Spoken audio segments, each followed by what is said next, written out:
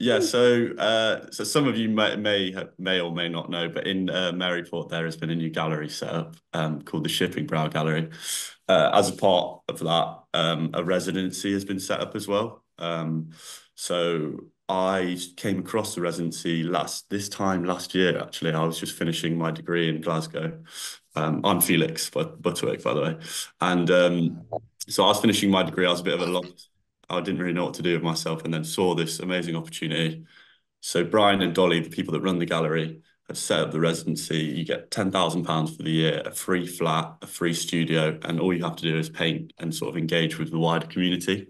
Um, so I've spent large parts of this year, obviously, in my studio painting. These are some of the paintings that I've got or I've been doing, and but I've also been sort of engaging with the community. So I've been going into the primary schools all around sort of West Cumbria, which has been really amazing. And the kids have been really receptive. I was working with Celia Burbush, who some of you may know.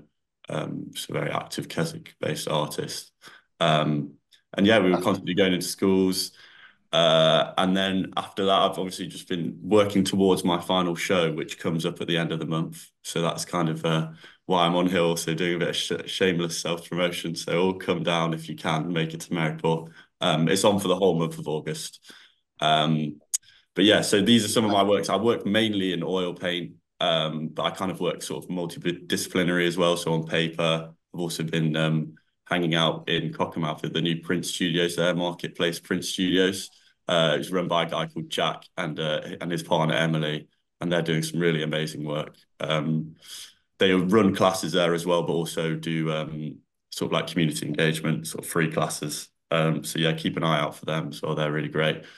And yeah, I kind of don't have that much more to say other than I've really loved my time in Cumbria. That has been such an amazing time, and people have been so welcoming. Um, Everywhere I've been, everyone's been so welcoming, and I'm absolutely gutted I have to leave, basically. So, Well, you don't have to leave. No, you could. well, I get kicked out of Maryport, basically. Yeah, true, true, true. How do you think being in Cumbria and in Maryport specifically has influenced your work? It's interesting that because I've been asked that quite a bit, and a lot of my work is sort of based on memory and how like it disseminates, and like how like I'll do a drawing of a place, and it will take maybe a month or two for it to sort of ruminate and come through in my work. Um, So yeah, I think it's really like it's made me look a lot more at sort of figuration and like real representations of things. Um, and obviously in Maryport, I don't know if anyone's ever been, but I'm sure you have, that you have these amazing views out onto the Solway that you just kind of it kind of teaches you and trains your eye to look a lot harder than I think I've ever looked before. Um, which sounds quite simple, but when you actually sort of like sat there for about 3 hours looking at the same thing, it gets quite difficult. But yeah, it's been a whirlwind of emotions up and down because it's quite an isolated place in a lot of ways, but I've managed to find sort of amazing communities there. So yeah. Sounds lovely. My mum's an artist and she likes to live by the sea because she says it affects the light.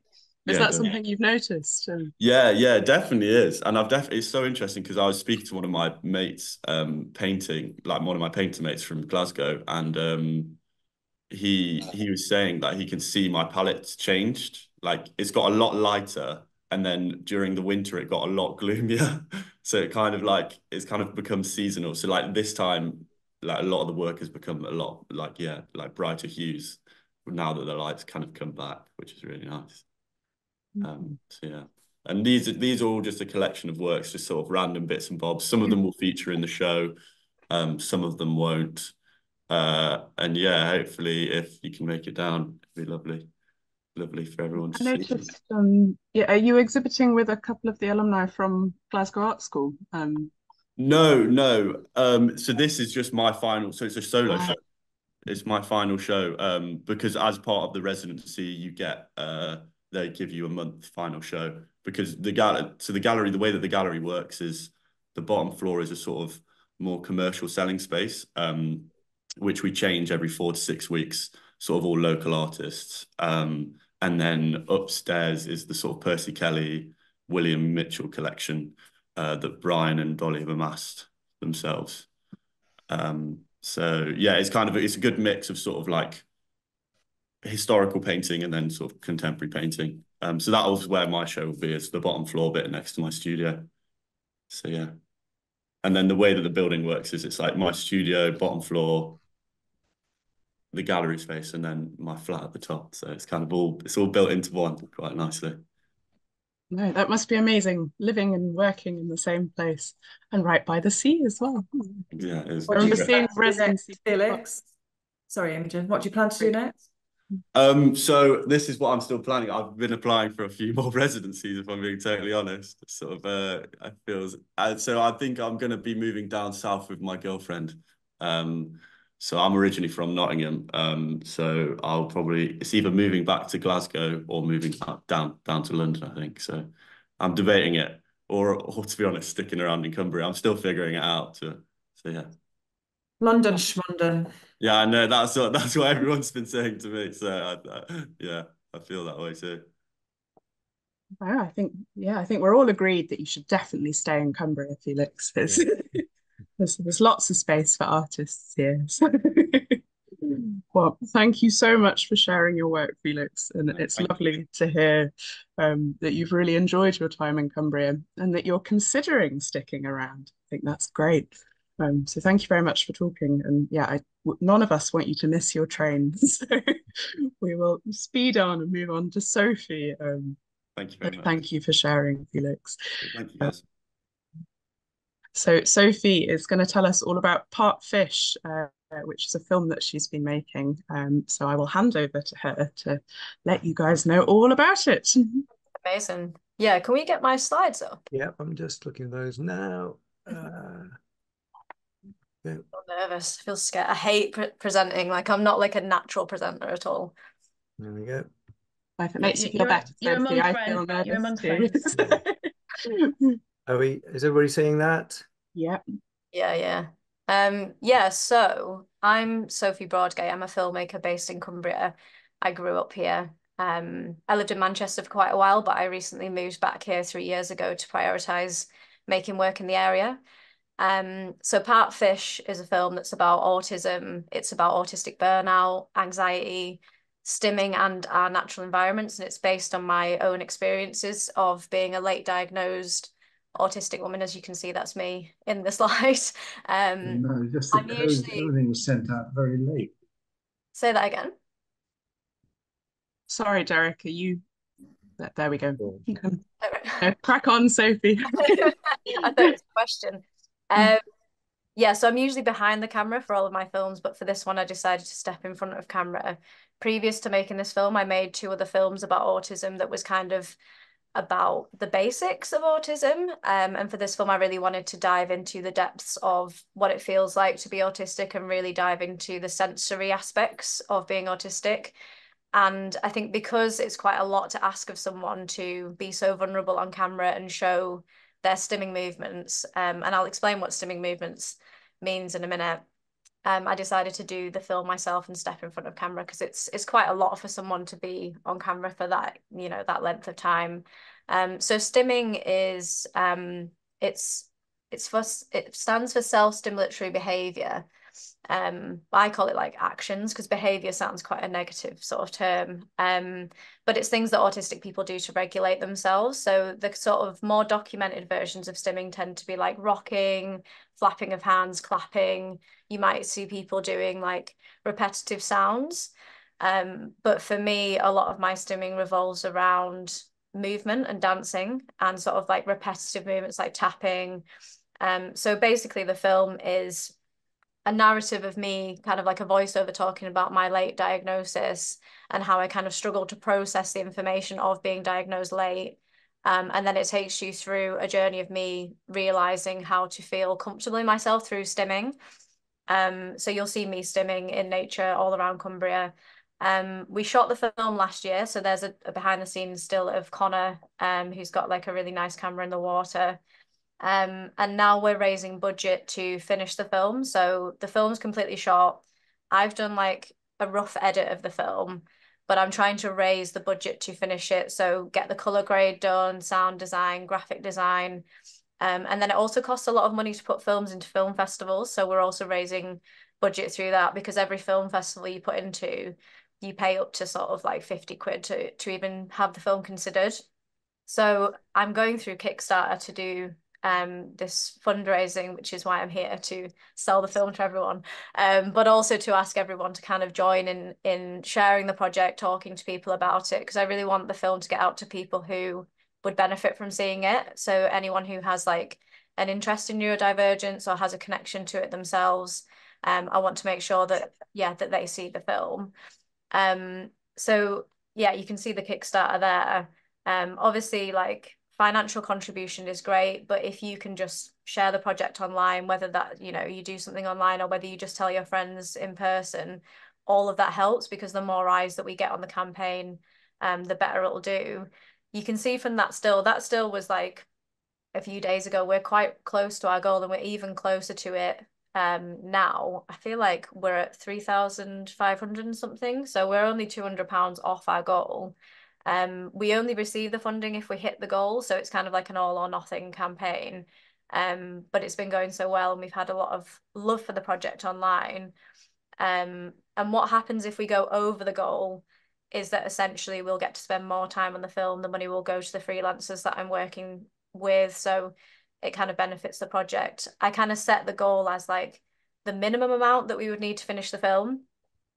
So yeah, thank you for listening. And like, something that I forgot to say actually is that, as well as it having my own story in it, there's two other women in it that are experts in like the autistic field.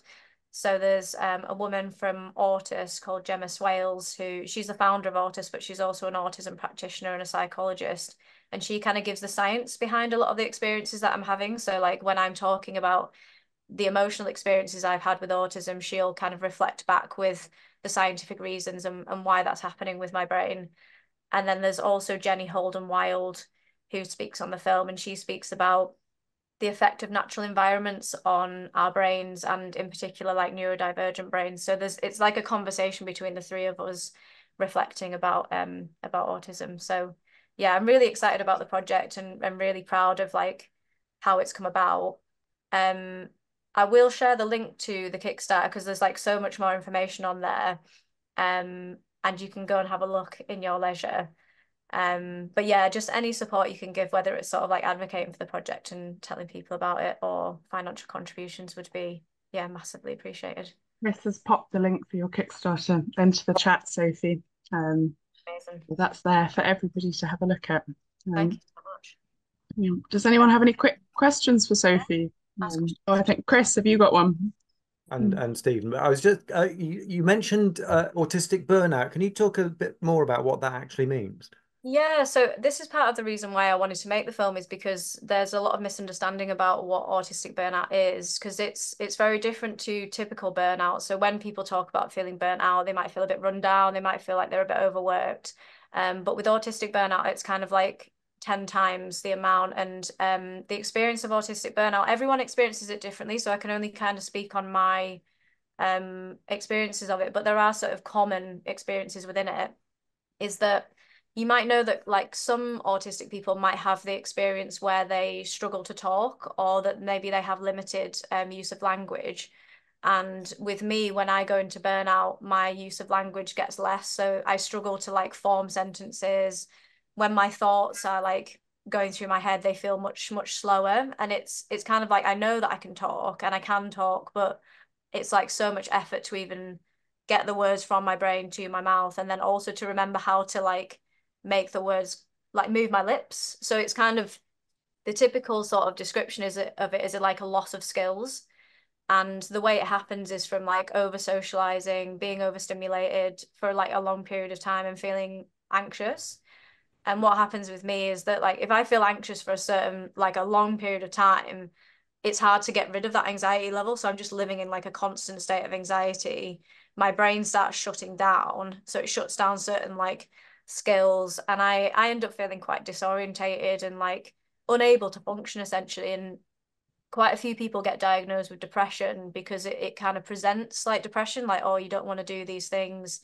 But for me, it's less of like a sadness. It's more like I just can't, I can't access the skills. So like you know, when I go through these periods, I can't drive because I just forget how to drive, and I forget how to do basic things like lock a door, or like it's just like it's a really frightening experience. And so I wanted to go into the details of like why that happens, because when it first happened to me, I was like, have I got like a brain tumor or something? Because it was like so dramatic of a change. But it's like a commonly documented experience with autism, but there isn't a lot of media about it. Like if you really look into it, there's like articles and, you know, there's academic research on it, but in terms of the public consciousness, it's not really out there. So hopefully this film will kind of add a bit of information out there about it. I think it's amazing what you're doing, Sophie. I think there are so many people out there who really benefit from being able to see your personal experience. Thank you. It's fantastic. Was there a question from you, Stephen? Oh, you're muted, Stephen. Just two very straightforward ones, really. The duration of the and distribution. I'm just curious. Yeah. Well, both those simple facts, really. Yeah, so the duration of the film, it's probably going to be about 20 minutes to 25 minutes. The cut that we've got at the moment is about 20 minutes, but I think it's going to get a little bit longer because I'm just going to build in a bit more breathing room, because there's quite a lot of information to take in through the film. So I'm going to build in a bit of space for people to process it. And then distribution is usually what I do with my films is that so if you donate to the Kickstarter, you will get a digital link to watch it. So that's one way it's going to get distributed, but then there's going to be other ways that it's going to be distributed. So it'll go into like film festivals. So most sort of short films will go into, you aim for like big festivals so that it gets seen by, you know, accredited people like BAFTA and BIFA and all of those kind of things. But then there will also be screenings in Cumbria organised because through the funding that we got to shoot the film, some of it was through Barrowful, some of it was through Cumbria Creative Foundation. We promised a screening in Cumbria. So once the film is finished, before it goes to festivals, there's going to be like a small screening somewhere in Cumbria. And I'll share those details later down the line as well with everyone so that people can get involved. Right. Thank you. It's like any creative art is, how do people see it? How do they experience it? You know, with Felix's artwork or your film. So thanks for that. Yeah, thank you. Well, do keep us in the loop, Sophie, because Yeah. I'm sure we'd all love to keep an eye on what you're doing. And if there is a premiere of Partfish, I imagine lots of people would like to be there because very well. it's an amazing project. Thank Have you you so much for have you sharing. spoken to the Alhambra in Keswick? Because I think they might be they're Yeah, quite we haven't actually spoke to venues yet. I think like my focus has kind of been on getting the funding, also like making the film. But as soon as it's kind of like in its final stages, because once we sort of raise the money through the Kickstarter, which I think we probably will, it'll be a case of like finishing off the last bits of work, and that might take a couple of months. So as soon as it kind of gets into a bit more of a shape and we understand the timeline, I'll start talking to people. But yeah, I think the Alhambra, and we've got so many lovely cinemas that you know, it could be that we do multiple screenings of it because I think there'll be an interest in it. So yeah, definitely we'll shout out to them. Well, thank you for sharing, Sophie. I've just spotted in the chat, Pete's just put in, just asking to put a word in for the Winter Droving fundraiser, which has just got 4 days left to raise funds for the winter droving in Penrith. So I don't know, that's been out on local media a lot, that they've struggled to get the funding this year. And yeah, there's a link there. It's donate to Big Give to help support that to go ahead. So yeah, thank you for popping that in, Pete. Yeah, I'm sure we'd all love the winter droving to go ahead. Yeah, It's absolutely. definitely a jewel in Cumbria's crown, winter droving. We've kind of managed to catch up despite starting quite late today. So I just wondered if anyone has any questions for Felix, and we'll jump back to Felix for a couple of minutes. Because yeah, I think we cut you slightly short there, Felix.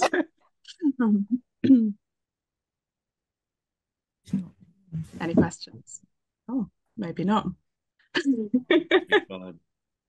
Well, I've got a question for you, Felix, because you mentioned about painting from and drawing from memory. And I wondered kind of what periods of your life that the drawings that you do tend to come from? Like, is that from childhood or from your student days, or It's kind of a bit of everything, really. I suppose I mean, when I say sort of painting from memory, I mean it sort of it has like a delay to it. So like when I first moved to Cumbria, I was like still like very heavily involved, or like painting things that I'd like sort of seen over the summer, like from like an experience on a holiday, say, or like still from like Glasgow. But like a lot in my work, I seem to sort of focus on sort of things that are quite ubiquitous in a way, like sort of like symbols, I suppose, sort of like a house or something that everyone can sort of understand and take from it in their own way. Because I don't like to place too much sort of like heavy sort of like intellectual intention into it, because it like sort of makes it quite, I don't know, kind of bores people, I think, in a way. Yeah. Nice as the you showed a beautiful print of birds in a tree. Yeah. Was that perhaps done at Marketplace Print Studio? Or... No, so that one actually wasn't. That was done like that was just a monoprint that I did on fabric. And it was like this sort of a bunch of crows that I saw over in, I think it was more towards the lakes actually. It was on a walk. I can't remember where it was. But it was, and then it's like you basically get ink and just sort of monoprint on you sort of draw into it on the other side, and it comes out with this lovely sort of texture. So yeah, that's kind of, yeah. I think that one's my favorite. Oh, well, thank you so much, Felix. No worries, thank you. It's really nice to see some young faces on the Zoom call talking about all the exciting things they've been doing. It's really lovely. So I think we'll move on to Carol, who's from Sedbergh Booktown, who's got some exciting projects coming up for writers. Whenever you're ready, Carol. Morning, everybody. It's very nice to be asked to speak to you all again. I don't know what anybody's concept of a book town is, but I think it's more than likely you think of Hay Festival and you think, lots and lots of posh people running around promoting books and Radio 4 all over it like a rash. Well, it's Sedbergh, England's book town, is not like that.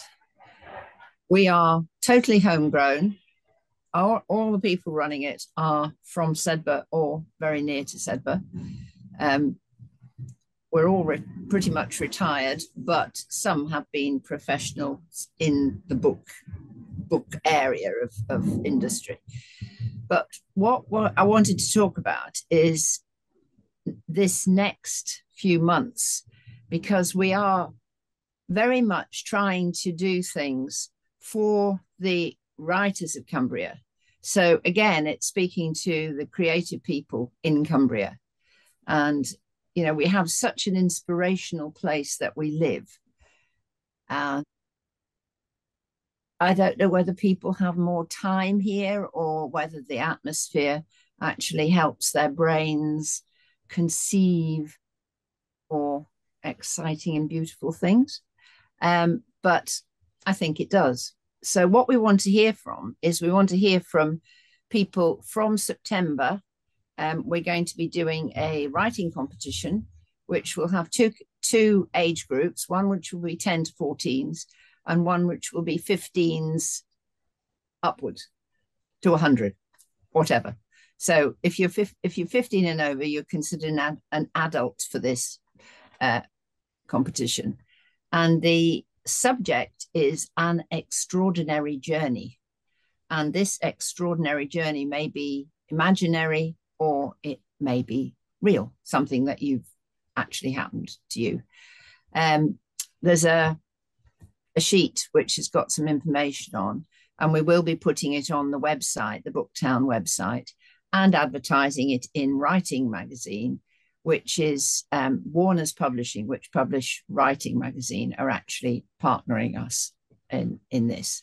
So that's going to be the first of the annual writing competitions, and we will expand the age groups and the difficulty as we go on. But this one is a fun one. It's a short story, 500 words for the school students, and 1,500 words for the adults. So look out for that one. And the other thing, which is very much relying on writers in Cumbria to sit up and take notice. I don't know if anybody here has ever been to Edinburgh Fringe or knows how Edinburgh Fringe works. The essential thing about Edinburgh Fringe is that although there's an organisation, which is the Fringe, they don't book the acts. The people who want to appear at the Fringe are self-selecting. They are able to go to the Fringe organisation and say, I am a stand-up comedian, I want 20 minutes, and I prefer this venue over that venue. And the Fringe organisation has booked the venues, they're doing all the advertising, they have insured the venues and the performers. So the performers take a time slot and they pay a small fee and they appear. But it's entirely up to them. Nobody is saying, well, we don't think you're good enough for Edinburgh Fringe. Anybody and everybody. And this is what we want to do for the writers in Cumbria. We are going to run with the aforesaid writing magazine, and it's going to be February the 28th and March the 1st and 2nd next year, unless we get lots and lots of people who want to come along, and then we'll make it bigger. We're going to start off with categories around poetry, either spoken or poetry in terms of song lyrics and sung. So that's the one category, and other category will be storytelling. So short stories, which somebody is going to perform. So there's an element of performing your work. It all must be completely original. And what else? Yeah, that's basically it. So what we want people to do is to look at the information and say, well, I fancy doing that. Or if you're in a writing group, your writing group might say, well, you know, we've only done this to our friends and, you know, we've only done a performance to our friends and family. Let's take it to the Booktown and see if we can get some more interest. Now, the extra interesting thing is that we are going to run panels. And I don't know what anybody thinks of Britain's Got Talent, but it is probably one of those love it or hate it type programs. But what we thought we'd do is have a panel for every performance, and there will be publishers, tutors, other writers, and so on the panel.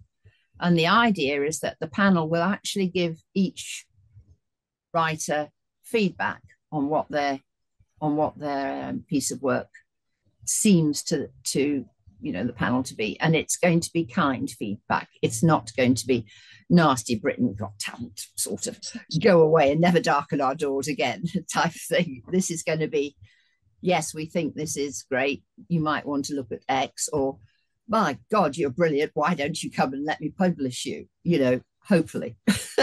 So we want people to buy into this, and there'll be lots of information about it you know, when the summer holidays are over.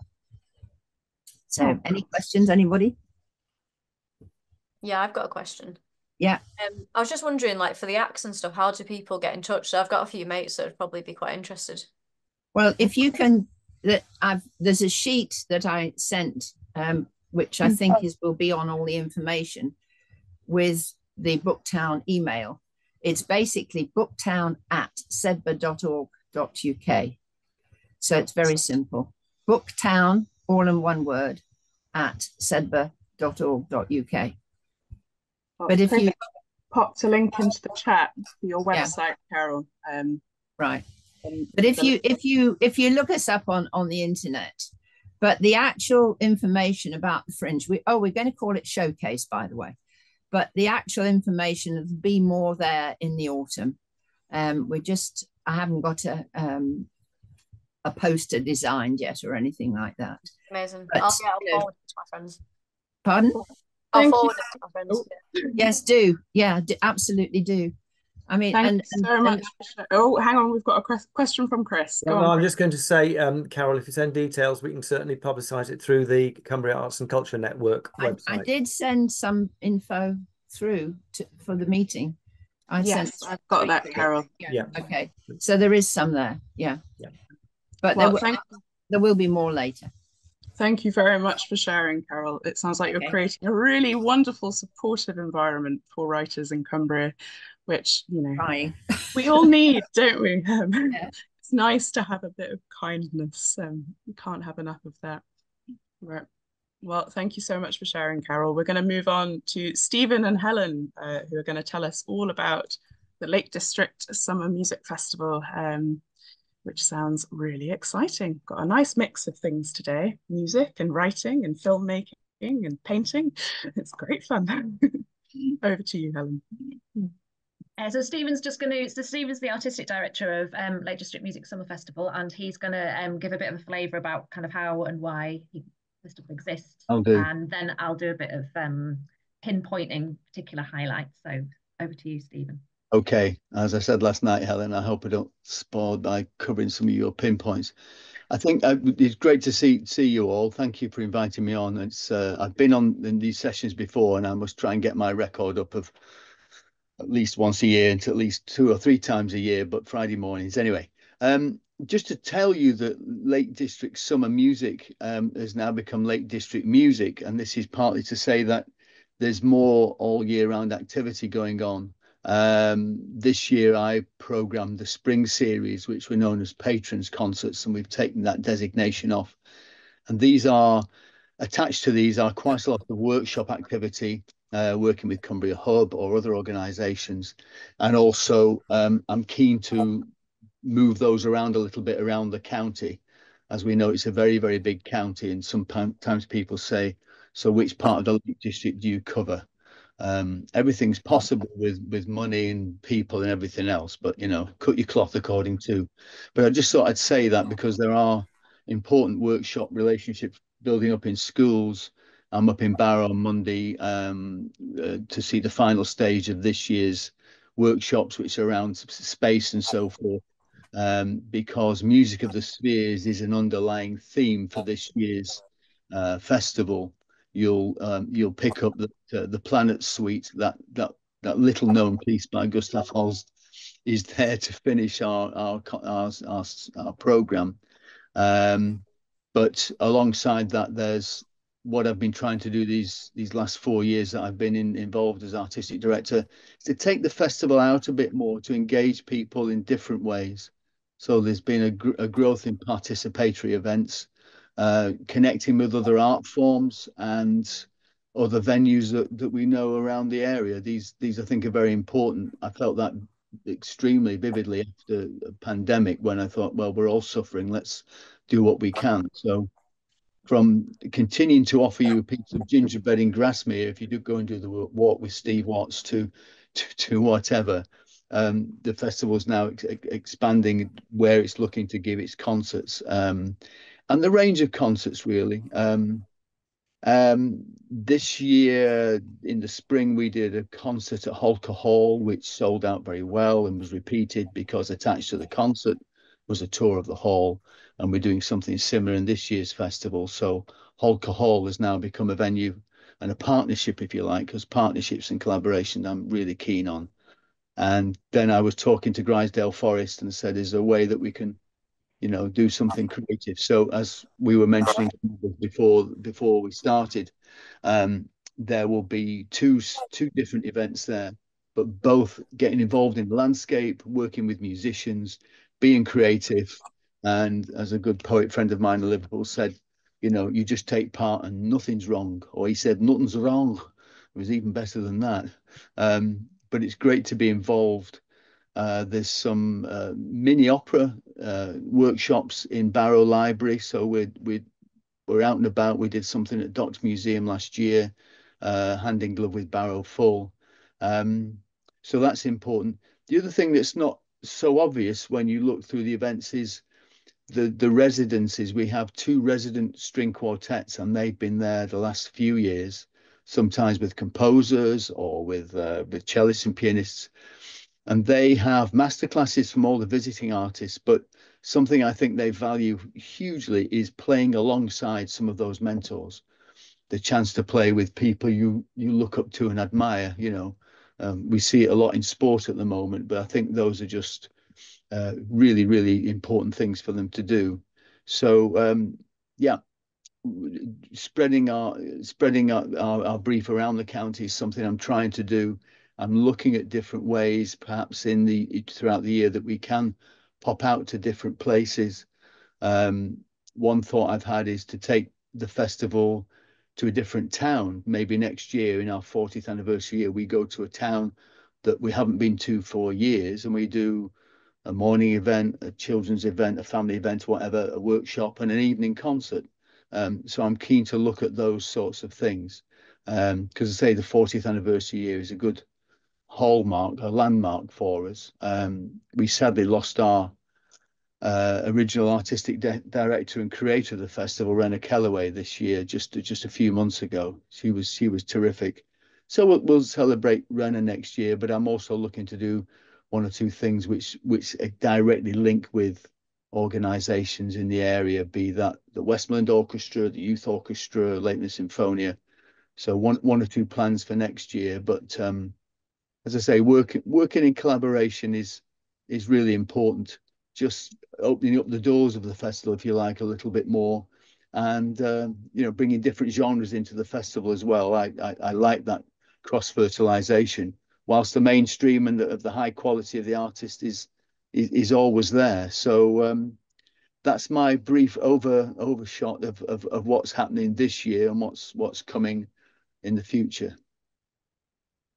Thanks, Stephen. I think someone was going to share the Lake District Music Summer Festival website. I was just wondering of a good way of kind of explaining what's going on, but the website has been done not by me, but very beautifully, and it's probably the best way. So I think that's going to pop up in a minute. So yeah, as Stephen said, there's absolutely loads to explore. So there's the kind of traditional classical music fair, if you like, which is extremely high quality with some notable names, Brodsky Quartet and Catherine Stott. So we've got kind of loads of that going right across the county. Kind of Ambleside Parish Church is one of the kind of the main centres, but it spreads out to Kirby Lonsdale, and there's Crossthwaite Parish Church is a new venue as well. So if you have a look around, you'll be able to see.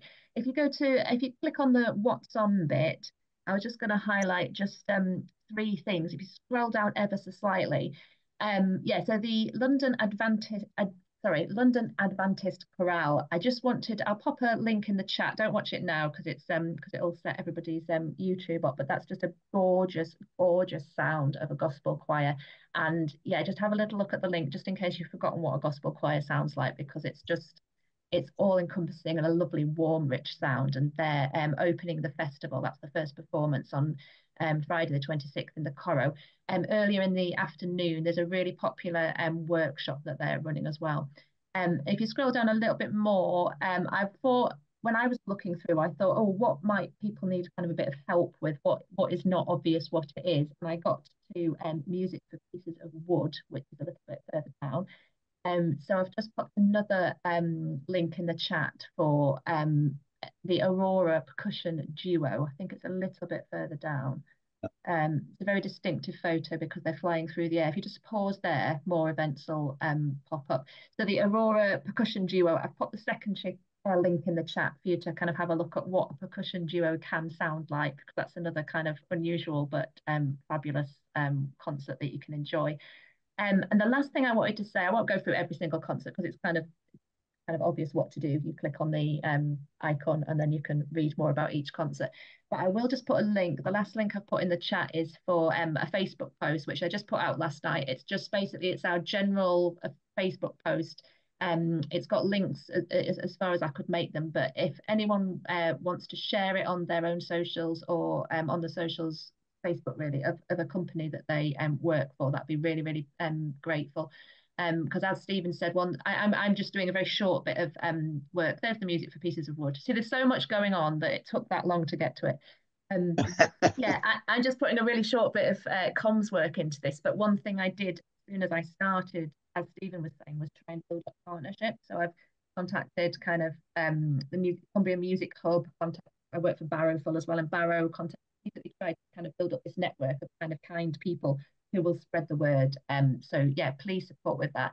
And actually, I'll just put my email in the chat as well. And if you want me to return the favour, I'll absolutely post something in return as well. And I think that's it from me. Oh, thank you so much for sharing, Helen and Stephen. Does anyone have any questions? One from Sophie. Well, first it's just a comment to say that the program's really good. Like, yeah, I got a program. I think I got a physical program in the mail potentially. But yeah, I'm gonna come to Music for Pieces of Wood because I love Delia's work. So yeah, just a compliment to say that the program looks insanely good.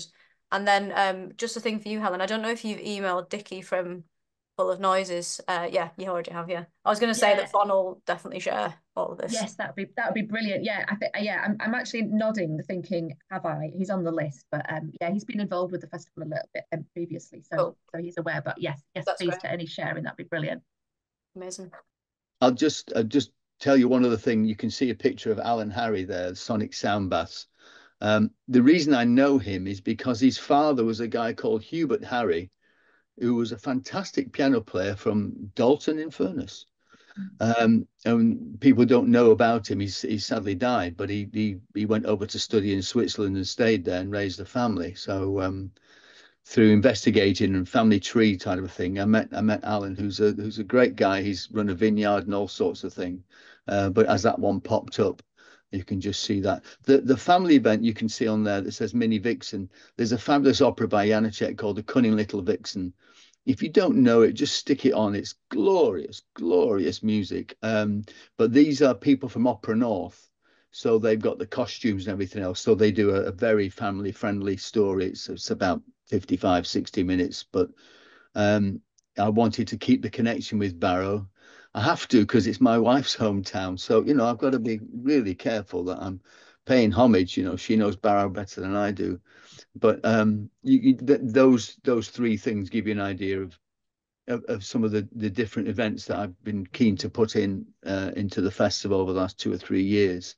But it's great making a relationship, and it's like listening to, you know, the people who presented this morning to see the richness of what's going on in the county, which is full of a lot of fabulous kind of, if I dare say, amateur music making. I'm saying that word out loud because of what the Arts Council does and doesn't provide for. It's important. So that's why I'm keen that Lake District Music, as our emblem is now, does whatever it can to help the provision across the county. And if somebody says, you know, is there any way you can help, then I'm always up for that conversation. And I think we all like to use our creative brains to try and make something come to pass. Stephen, you were talking a bit before I belatedly opened the doors. Tell us a bit more about what the Sonic Sound Baths is going to involve. Well, it will be a session led by Alan. Really, it's I mean, he said it's good if you bring a yoga mat and what have you, but he will, as I say, I was chiming my little bowl before, but it's what it does to our senses. He has some terrific equipment back home. He won't be bringing all of that. He has these fantastic earth gongs, which he uses with these things. He calls them flubbies, and you can make just wonderful, wonderful vibrations. But it's kind of vibrations that help our body. It can help with, I'm going to say illnesses, you know, but it can help the physical feel of the body. In terms of relaxation, it's superb as well. And we were chatting when I last saw him, you know, I said, do you like the planets? He said, oh, I love the planets. I said, how do you fancy making some soundscapes before each movement? So that's what he'll do. So that when you see the finale of the planets, he's already created them. So I get used to them. He's created these sound pictures, if you like, and it will set a mood. When you think about Mars and, you know, the bringer of war, you know, that's really just going to pull us into that framework, and the music will emerge from that. So it's going to be a sensory, I wouldn't say overload. I think it should be, just because that implies that it's too much. But I think what his work does, is very sort of beneficial for us all, you know, according to what the individual needs are. So he will immerse people in the various sounds and get them to react to it and think about it. It'll be a two-way process, but I hope I've not made that sound too clinical. It's really, as we were saying before, it's about experiencing something like that. It's taking the pressure off daily life or whatever it might be. But I hope some of the families are out there camping say, oh, what's that there? Let's go and have a, you know, and I'm sure you let them have a touch of the instruments rather than a bang and a bash. But if that in some way answers your question, Chris, I hope it does somewhat. By the way, August the 1st there at Cartmel Priory, I've always looked at Cartmel and thought, why aren't we doing a concert there? So when I met the very helpful Reverend Nick Devenish, and he said, the festival's never been here. And I couldn't believe it. But it turns out the festival had never been there because a previous incumbent wanted nothing to do with the festival or music in the Priory. So anyway, I'm very pleased we're in Cartmel, and it's proving to be a very popular venue. So that's great. That's great. So I'm sure it'd be good for the restaurants and the pubs as well.